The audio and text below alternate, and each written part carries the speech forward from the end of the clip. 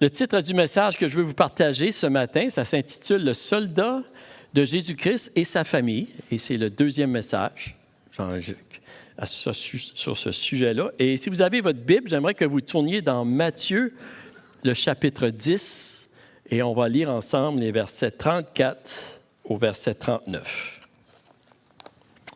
Amen. Et le but de ce message, vraiment, ce matin, c'est de comprendre l'importance c'est de comprendre, en fait, la façon qu'un bon soldat de Jésus-Christ devrait se comporter envers sa famille biologique, sa famille étendue. Et j'aimerais qu'on puisse lire ce texte-là. C'est ça que nous allons voir ce matin. Et puis, on va mettre le curseur. C'est ça, genre. Ça devrait fonctionner. C'est ça. Matthieu 10, 34 à 39. Si vous avez votre Bible, vous pouvez rester là. C'est le texte qu'on va voir ce matin. Ça dit ceci. Ça dit, « Ne croyez pas que je sois venu apporter la paix sur la terre. Je ne suis pas venu apporter la paix, mais l'épée. Car je suis venu mettre la division entre l'homme et son père, entre la fille et sa mère, entre la belle-fille et sa belle-mère. Et l'homme aura pour ennemi les gens de sa maison. Celui qui aime son père ou sa mère plus que moi n'est pas digne de moi, et celui qui aime son fils ou sa fille plus que moi n'est pas digne de moi. Celui qui ne prend pas sa croix et ne me suit pas n'est pas digne de moi. Celui qui conservera sa vie la perdra, et celui qui perdra sa vie à cause de moi la retrouvera. » Et Seigneur, je prie ce matin, je prie que tu parles, Seigneur, à chacun de nos cœurs ce matin à travers ce message. Par ton esprit, rends ce message vivant, Seigneur, et je prie que tu m'aides à le partager comme tu voudrais que je le partage, afin que ta parole porte des fruits en chacun de nous et à travers de nous, et que ta parole porte des fruits également dans nos familles, Seigneur, que tu nous appelles à partager la lumière avec eux, ta lumière et la vérité. Je te prie, Seigneur Dieu, pour ta gloire et ton honneur dans le nom de Jésus. Amen. Amen. Si je vous poserais la question ce matin, à quel endroit ou de quelle personne avez-vous reçu le plus de joie dans votre vie?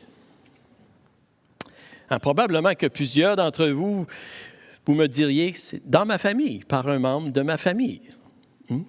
Moi, je sais que chez nous, on disait que j'étais le chouchou de ma mère, le préféré de ma mère. Je pense que c'était vrai. Ça m'a causé du trouble un petit peu des fois aussi. Mais je peux dire que j'ai été beaucoup béni à travers ma famille. J'étais très proche de mon père, puis je remercie le Seigneur. Et mes enfants aussi, nos enfants nous ont apporté beaucoup, beaucoup de joie. Puis les petits-enfants nous apportent beaucoup de joie. L'été dernier, on a passé 2 semaines là, ici là, avec nos 2 petits-fils. C'était merveilleux. Si je vous poserais la question maintenant, à quel endroit ou de quelle personne avez-vous expérimenté le plus de douleur ou de blessures, de souffrance? Probablement que plusieurs d'entre vous, vous me diriez des personnes de ma famille, des enfants, peut-être des petits-enfants, des parents, un membre de notre famille. C'est un peu, vous savez, on pourrait dire paradoxal, mais c'est vrai que les personnes où nous pouvons recevoir les plus grandes joies sont aussi les personnes que nous pouvons expérimenter les plus grandes blessures ou déceptions ou souffrances. C'est vrai, vous savez. Et la raison, c'est très simple, parce que la séparation d'une relation ou même d'une chose qui nous est très chère, ça nous fait très mal. On a comme le sentiment, vous savez, que nous perdons une chose qui a beaucoup de valeur pour nous. Et c'est difficile. Perdre quelque chose qui n'a pas beaucoup de valeur, ça ne nous dérange pas. Et même parfois, on peut même être content de s'en débarrasser. Des fois, je ne sais pas moi, une vieille voiture ou une vieille laveuse, une vieille sécheuse t'as hâte qu'elle brise pour t'en débarrasser. Hein? Y a-t-il des gens que vous avez déjà expérimenté ça? Nous autres aussi. Je me souviens, quelques années passées, ça fait plusieurs années, on avait une vieille voiture chez nous, c'était une Mazda protégée. Et puis, en fait, la Mazda a commencé à avoir du millage, tu sais. Et puis, je me souviens que quand on la mettait en 5e vitesse, il fallait qu'on attache avec un bungee cord pour pas qu'elle sorte de la transmission. Puis, je me souviens bien, la chaufferette ne marchait pas tellement bien. Puis, Rebecca, lorsqu'elle allait à l'école, d'un fois, le matin, l'hiver, il fallait qu'elle se mette la tête dehors pour voir parce que la vitre était dégelée. Puis, il y avait beaucoup de sensors les sensors qui allumaient ça. Ça, c'est une histoire vraie, ça. Et je me souviens, on a voulu faire un cadeau à notre garçon, Jérémy. On a décidé de lui donner notre voiture. Il demeurait à Moncton, puis il allait travailler à Fredericton. Et puis, Jérémy a rempli la voiture de tous ses bagages. Il y avait juste une petite place pour lui. Il conduisait comme ça, puis il est parti de Moncton pour se rendre à Fredericton. Et je me souviens, il était en chemin. Et puis, à un moment donné, il a téléphoné. Il a dit, « Papa, il dit, il y a des sensors. Les sensors allument, puis ça flash. » Alors moi, j'ai dit, « Jérémy, il n'y a pas de problème, là, c'est juste des sensors. Inquiète-toi pas. » OK? Il continue de conduire un petit peu encore, puis à un moment donné, l'auto ralentissait. Il téléphone encore. Il dit, « Papa, il dit, il y a des sensors, puis l'auto commence à ralentir. » J'ai dit, « Jérémy, inquiète-toi pas, je l'ai fait vérifier cette semaine. » Cette partie, c'est vrai, cette partie-là. C'est vrai. Et finalement, Jérémy, il nous a téléphoné à peu près 10 minutes après, quelque chose comme ça. Il dit, « Papa, l'auto est morte. L'auto est morte. Je suis pris sur le bord de l'autoroute avec tout mon bagage. Il n'y a plus rien qui marche. » Ah, je dis, « Vraiment? » Je me souviens, en fait, c'est Ron puis Mike qui étaient à Fredericton, puis c'est ça, vous étiez là. C'est vous autres qui avez été chercher Jérémy sur le bord de l'autoroute pour le ramener. On a été obligés de faire remorquer la voiture. Juste pour vous dire que j'étais pas tellement triste de perdre la voiture.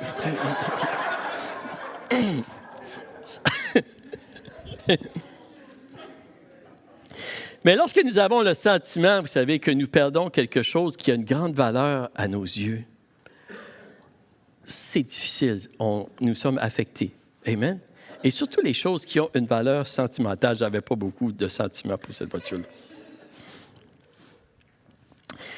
Parce que les choses... il y a des choses qui sont difficiles de remplacer. Lorsque une maison est en feu, les choses que les gens cherchent à sauver le plus, bien, c'est premièrement les personnes, puis ensuite, c'est les choses qui ont une valeur sentimentale, des photos, des souvenirs. C'est pas facile de se séparer de ces choses-là. Et parfois, pour sauver notre vie, il faut les laisser aller. Dans les dernières semaines, je vous ai parlé au sujet de l'amour de Dieu pour nous et de l'importance de dire la vérité dans l'amour. Puis la semaine dernière, je parlais justement concernant la famille, comment c'est important, la famille, pour nous aussi, et entre autres, un époux et une épouse. Cette semaine, je veux vous parler au sujet de la famille et d'un bon soldat de Jésus-Christ, de la façon qu'il devrait se comporter envers les autres membres de sa famille. Et je veux parler particulièrement de la relation parents-enfants lorsqu'ils sont adultes et aussi les autres membres de notre famille, toutes les autres, nos frères, nos sœurs, la parenté élargie. Et vous savez, la Bible parle beaucoup de la famille. On a vu ça la semaine passée. C'est très important aux yeux de Dieu, la famille.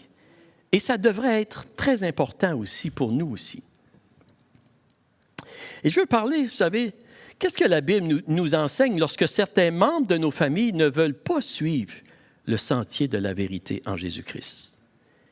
Qu'est-ce qu'un bon soldat de Jésus-Christ, vous savez, devrait faire? C'est quoi la volonté de Dieu lorsqu'il y a des gens dans notre famille qui ne veulent pas suivre le Seigneur?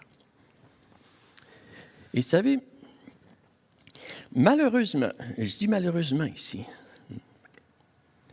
je crois que ce message, vous savez, il est très pertinent pour les jours que nous vivons. Parce que je crois que nous vivons et que nous vivrons de plus en plus des moments où nous serons confrontés à cette réalité. Qu'il y a des membres de nos familles qui vont choisir de s'éloigner du sentier de la vérité en Jésus-Christ.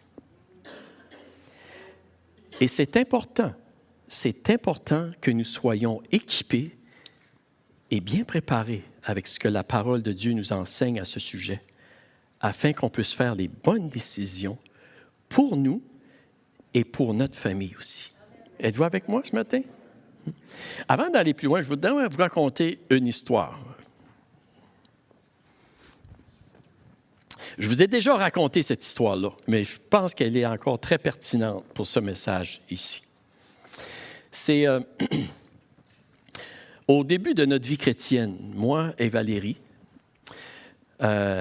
on avait été à un moment donné à la pêche avec Ricky et Mimi. Et c'était à Chibougamau, bien sûr. Et puis, il ne faisait pas beau cette journée-là. Il ne faisait pas beau, je me souviens, il ventait et tout ça. Et puis, on est arrivé là. Puis lorsqu'on est arrivé pour aller à la pêche, il y avait ce couple âgé qui était là. Je me souviens qu'il était soit dans une petite roulotte, dans une tente ou quelque chose comme ça. Et puis quand nous autres, on est arrivé là, puis ce couple-là, ils ont sorti, ils ont venu nous voir et ils nous ont dit « Êtes-vous pentecôtistes, vous autres? » C'est parce qu'ils nous entendaient, on était là, puis on disait « Alléluia », puis « Gloire à Dieu », tu sais, puis même s'il ne faisait pas beau, tu sais, on était tous... ils disaient « Ça doit être des pentecôtistes, eux autres. » Et bien, en fait, oui, c'est vrai, on a dit oui. Et ils ont commencé à jaser avec nous autres, ce couple-là. C'était un couple assez âgé. Et c'était des chrétiens baptistes qui avaient connu le Seigneur depuis 40, 50 ans. Et ça faisait très longtemps qu'ils connaissaient le Seigneur. Et ils nous ont raconté leur témoignage. Et ils nous ont dit, je me suis toujours rappelé de ceci, ils nous ont dit, au début de leur vie chrétienne, toute leur famille les a rejetés. Dans les années 40, là, au Québec, quand tu quand tu acceptais le Seigneur, c'était pas évident. Hein? C'était pas. Et ils nous disaient comment est-ce que leur famille, vraiment, les avait rejetés, persécutés à cause de leur foi en Jésus. Et en fait, leur famille voulait leur enlever la ferme familiale qui leur appartenait. Ouais. Probablement, c'est parce qu'il y avait honte de eux autres qui étaient dans une nouvelle religion, dans un autre, tu sais. Et il nous racontait comment est-ce que le Seigneur, à un moment donné, a dit à ce monsieur-là, il a dit, donne-leur la ferme. Donne-leur la ferme qu'il demande, puis il dit, va dans le bois et va trapper. Va mettre des pièges dans le bois, va trapper. Puis moi, je vais prendre soin de vous autres. Qu'est-ce qu'il a fait finalement? Il a dit, OK, il a tout donné à sa famille, OK, toute la famille au complet, tout ça. Et il a parti et il a été mis des trappes dans le bois. Et en fait, c'est le psaume 50, versets 10 et 11, c'est ça que le Seigneur lui avait montré. Et puis par la suite, les choses ont commencé à vraiment mal tourner pour sa famille. La ferme. Dans la ferme, on dirait... Et ça allait vraiment mal. À la ferme, il y avait plein de problèmes. Vous savez, il y avait plein de difficultés. La famille était en train de perdre la ferme. Et lui, il prenait des trappes, puis il prospérait, là. Il prenait des choses, puis ça allait vraiment bien. Et à un moment donné, le Seigneur lui a dit, maintenant, aide ta famille à survivre. Je veux que tu aies aidé ta famille à survivre. Et c'est ça qu'il a fait. Parce que lui, il a été aider sa famille. Et il nous disait, finalement, il nous disait comment que par la suite, presque tous les membres de sa famille sont venus à Jésus. Plusieurs les membres de sa famille sont venus à Jésus. Et il y avait un choix difficile à faire entre Jésus et sa famille. De perdre ce qui lui était très cher. Il ne le regrettait pas d'avoir choisi Jésus, parce qu'il a vu la fidélité dans sa vie puis dans sa famille. Et je vous partage cette histoire-là parce que je crois, vous savez, que dans les jours qui s'en viennent, nous allons être confrontés à des choses semblables à ceci. Et je vous partage aussi cette histoire en commençant parce que je ne veux pas que nous oublions la raison pourquoi Jésus nous dit de choisir sa volonté, puis d'être prêt à perdre certaines choses et même certaines personnes, vous savez, lorsque nous sommes confrontés à faire des choix difficiles. Et vraiment, vous savez, si nous aimons notre famille, si nous aimons vraiment notre famille avec un amour qui vient du Seigneur, un amour pur dans la vérité, on devrait toujours choisir Jésus avant notre famille. Et je crois que les paroles que Jésus nous dit ici dans Matthieu 10 sont très importantes parce que si nous ne sommes pas prudents, notre famille peut devenir un piège pour nous éloigner de la volonté de Dieu, au détriment de notre bien-être et de celui de notre famille aussi. Vous êtes avec moi ce matin? Donc, qu'est-ce que nous pourrons dire concernant la façon qu'un bon soldat de Jésus-Christ se comporte envers sa famille lorsqu'il y a des membres qui ne veulent pas suivre? Il y a certaines choses que je veux voir avec vous. Un bon soldat de Jésus-Christ doit accepter qu'il peut y avoir des divisions dans sa famille. Il doit être prêt de l'accepter. Dans ce passage ici, Jésus a dit, « Ne croyez pas que je suis venu apporter la paix sur la terre. Je ne suis pas venu apporter la paix, mais l'épée, car je suis venu mettre la division entre l'homme et son père, entre la fille et sa mère, entre la belle-fille et sa belle-mère, et l'homme aura pour ennemi les gens de sa maison. » Wow! Ouf! Jésus dit ici qu'il n'est pas venu apporter la paix, mais la division. Mais là, vous me dites, c'est-tu pas une contradiction avec ce que la Bible dit dans d'autres endroits? Jésus a dit, « Je vous laisse ma paix, je vous donne ma paix, que votre cœur ne se trouble point. » Jésus est appelé le prince de la paix.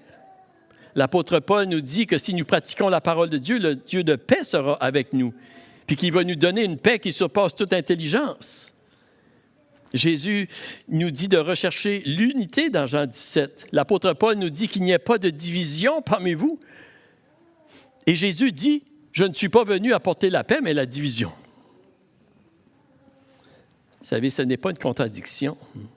Lorsque nous voyons des contradictions dans les Écritures, c'est parce que nous n'avons pas bien compris tout ce que les Écritures nous disent. Jésus est venu nous donner la paix avec Dieu. Nous sommes réconciliés avec Dieu. Il est venu nous donner la paix dans notre cœur. Oui.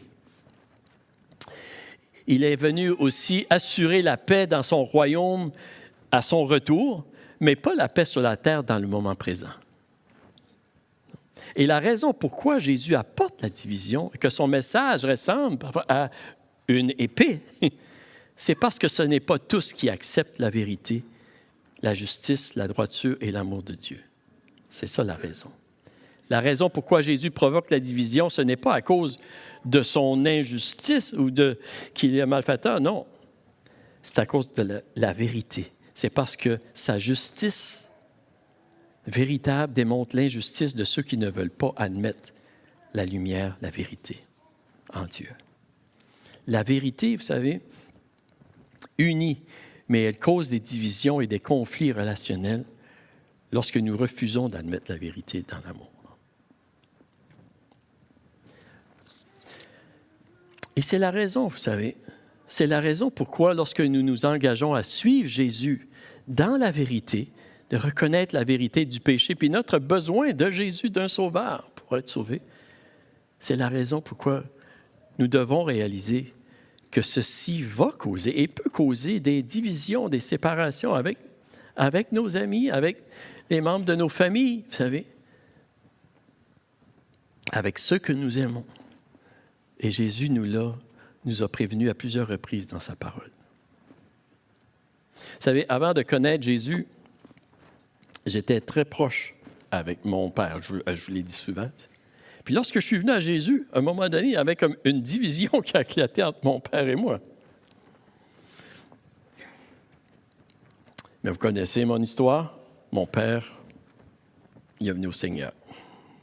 Des années plus tard, je me souviens, on était toutes les, je l'ai serré dans mes bras, on pleurait toutes les deux. Il a donné sa vie au Seigneur. Mais vous savez, Jésus, ici, dans ce texte-là, il ne nous encourage pas à abandonner notre famille. Mais il nous dit clairement, par exemple, que choisir de le suivre va occasionnellement et inévitablement causer des divisions et des conflits, parfois dans notre propre famille, entre père, le fils, la fille, la mère, la belle-fille et la belle-mère. Ne soyons pas surpris si ça nous arrive. Et un bon soldat de Jésus-Christ, un disciple de Jésus, doit accepter que ça fait partie de son appel à suivre le Seigneur. Et comme je disais dans les semaines passées, vous savez, je crois que depuis plusieurs années, la plupart de nos vies chrétiennes se sont déroulées d'une manière assez confortable et paisible au Canada. Merci Seigneur, vous savez. Mais je crois que les temps que nous vivons et que nous allons vivre, ça va devenir de plus en plus inconfortable. Et qu'il y aura de plus en plus de divisions, même avec les gens de nos propres familles. Je ne vous dis pas ça là, avec joie. Là. Je vous dis ceci parce que je crois que c'est la réalité et nous devons être conscients de cette réalité-là. Et on doit s'y préparer.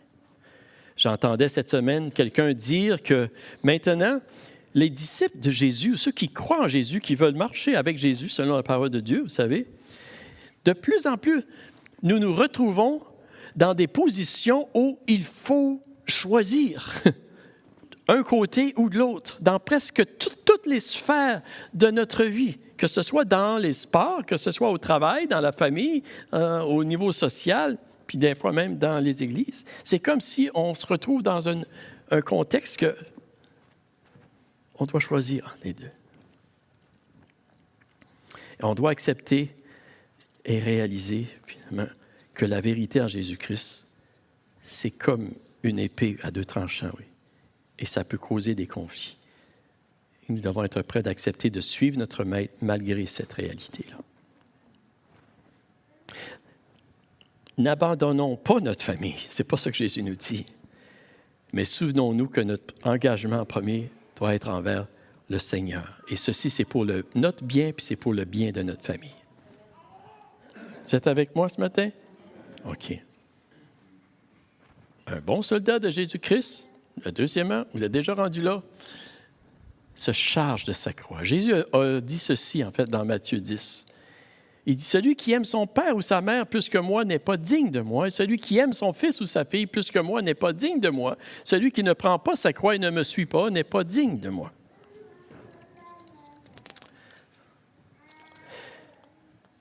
Vous savez, je ne crois pas qu'il y a personne qui aime ça, les divisions, les conflits.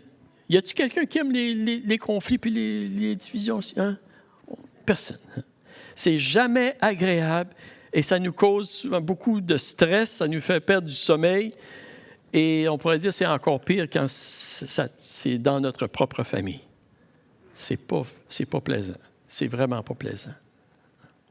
L'appel que Jésus adresse ici à ses disciples, vous savez, en ce qu'il nous dit, l'engagement qu'il nous demande et la sagesse, on pourrait dire, qu'il nous déclare, qu'il nous dit, c'est qu'aucune relation personnelle, même la famille, ne devrait être au-dessus ou prendre la priorité de notre engagement dans notre relation avec le Seigneur Jésus-Christ de le suivre. C'est toujours le meilleur choix à faire. Vous savez. Et Jésus, il nous dit de prendre notre croix aussi, et le suivre. Qu'est-ce que ça veut dire, se charger de sa croix? Qu'est-ce que ça veut dire, se charger de sa croix? Est-ce que ça veut dire que nous devons souffrir pour gagner notre place au ciel?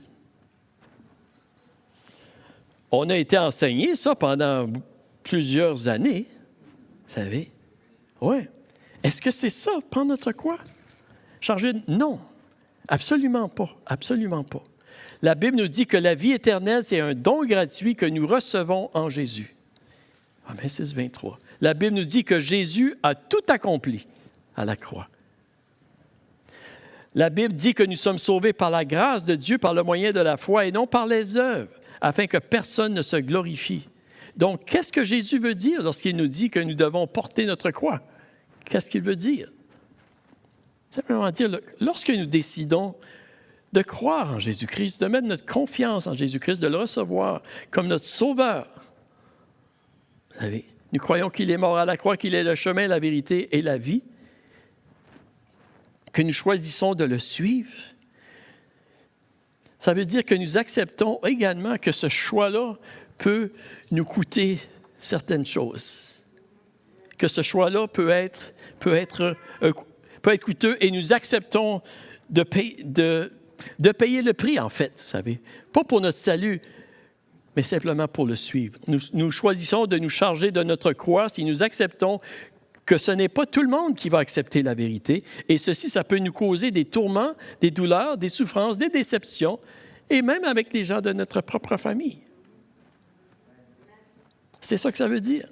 Accepter Jésus comme notre sauveur, vous savez, aussi, il faut réaliser que ce n'est pas seulement une simple parole de notre bouche, puis le tour est joué, puis la vie continue comme si rien n'était.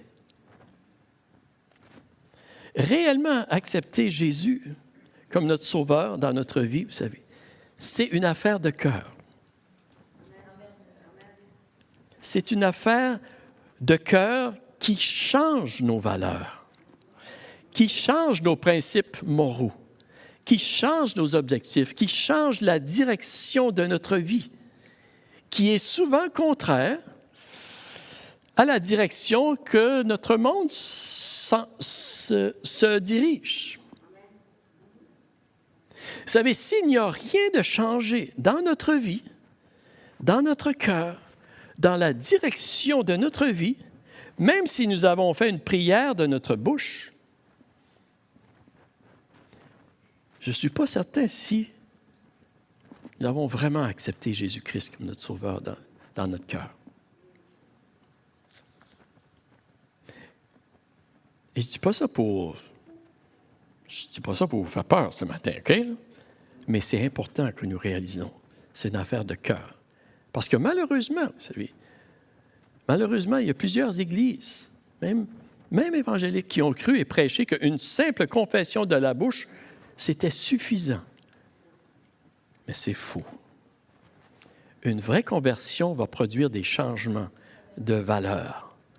Et ce sont ces changements-là qui vont provoquer un décalage, on pourrait dire, une séparation avec le monde qui nous entoure et certaines de ses valeurs. Et choisir de porter notre croix, c'est choisir d'accepter cette séparation qui est souvent très douloureuse et coûteuse. C'est comme une mort à soi-même, même à des relations qui sont de grande valeur pour nous.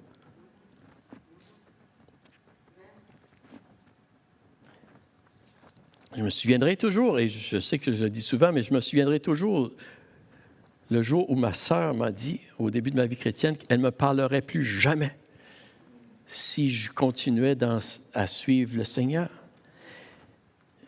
Et je me souviens comment c'était douloureux à l'intérieur. C'était douloureux, c'était comme mourir à quelque chose qui était très précieux pour moi. Vous savez, se charger de sa croix, ce n'est pas payer un prix pour nos péchés. Je veux qu'on comprenne bien. C'est accepter, si cela nous arrive, de souffrir l'opprobre, la honte, la perte de certaines choses, l'isolation, la persécution, l'insulte. Nous sommes prêts d'avancer dans le sentier que le Seigneur a pour nous. C'est ça que ça veut dire.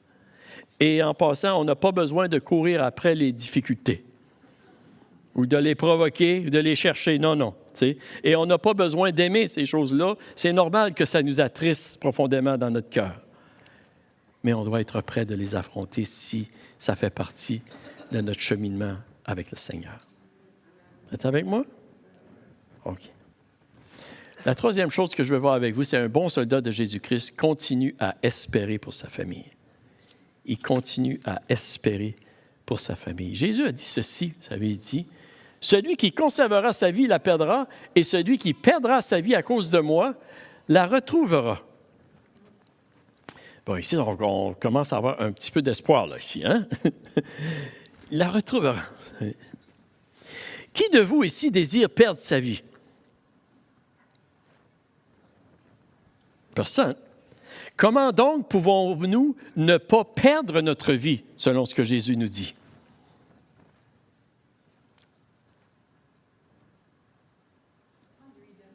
En lui donnant, c'est ça, en lui donnant notre vie, en acceptant de perdre notre vie, de la remettre entre ses mains, c'est à ce moment-là que nous pouvons vraiment retrouver la vie, que nous pouvons vraiment saisir la vraie vie.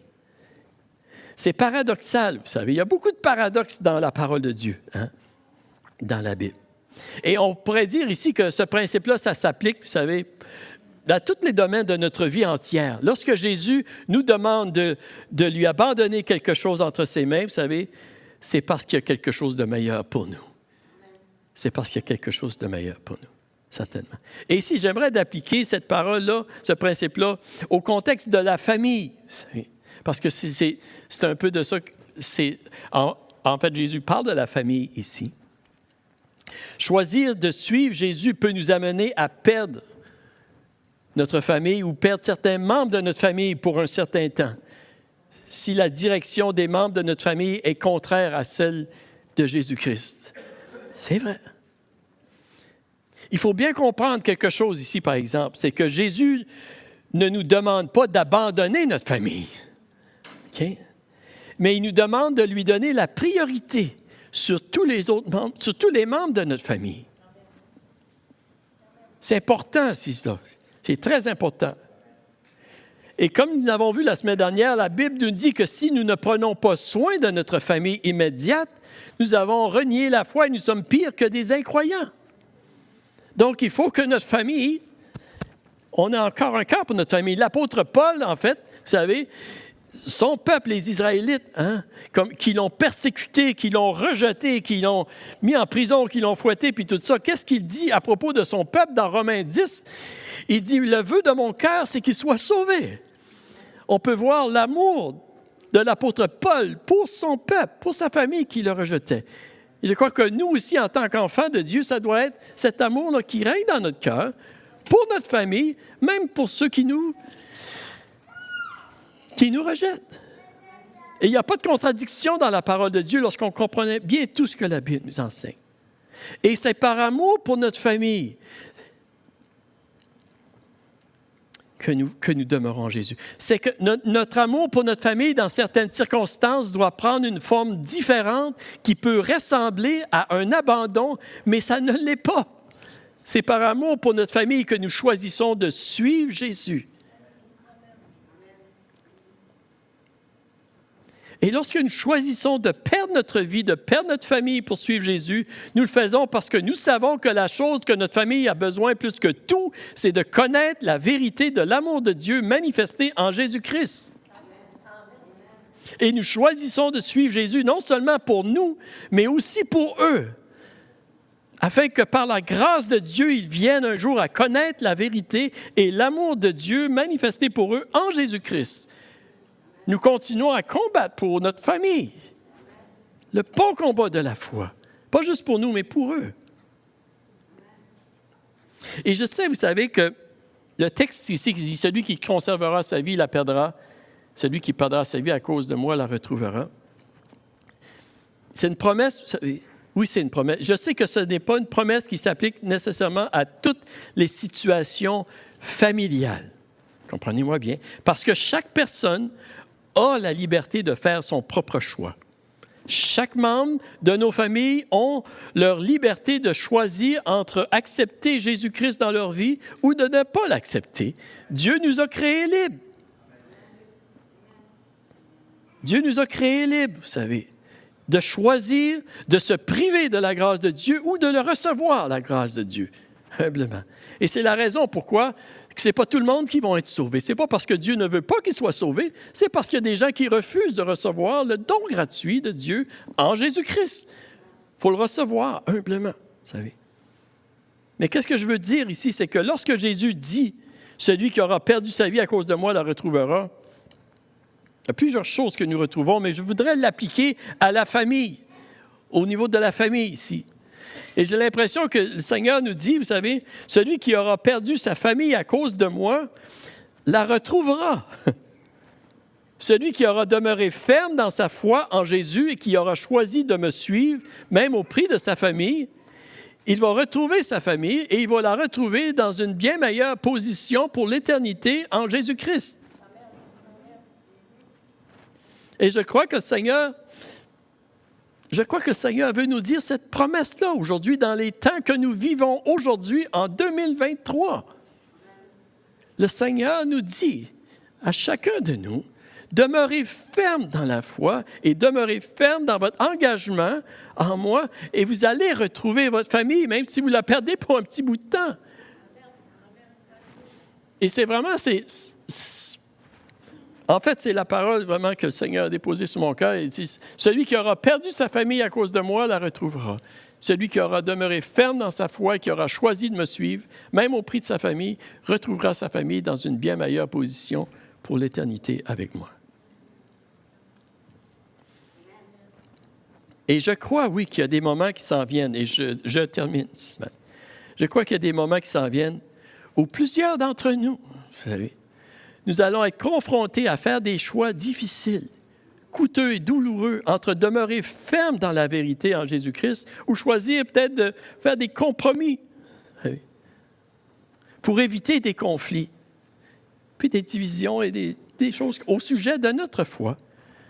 Et je ne dis pas qu'il faut rechercher des querelles, des chicanes. Comprenez-moi bien là, ici. Là. C'est pas ça que je veux dire. Là. Mais je crois que le Seigneur nous dit, il veut dire à son Église, demeurez ferme en moi. Demeurez ferme en moi. Dans la vérité, même si pour une période de temps, ça va être difficile. Et vous allez retrouver.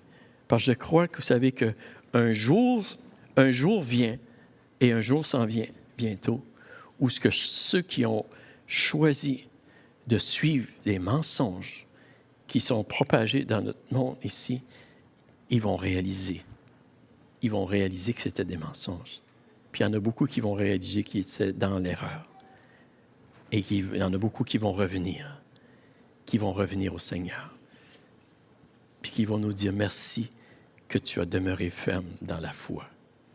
Merci que tu étais prêt à payer le prix de marcher dans la vérité. Parce qu'aujourd'hui, je reviens dans le sentier qui me donne la vie. Va avec moi ce matin. Je crois que le Seigneur dit à son Église, demeurez ferme, puis vous allez voir la gloire de Dieu manifester. Nous allons la voir. Nous allons voir nos familles venir au Seigneur. Mais il faut tenir ferme dans l'amour et dans la vérité. Est-ce qu'on peut se lever debout ce matin?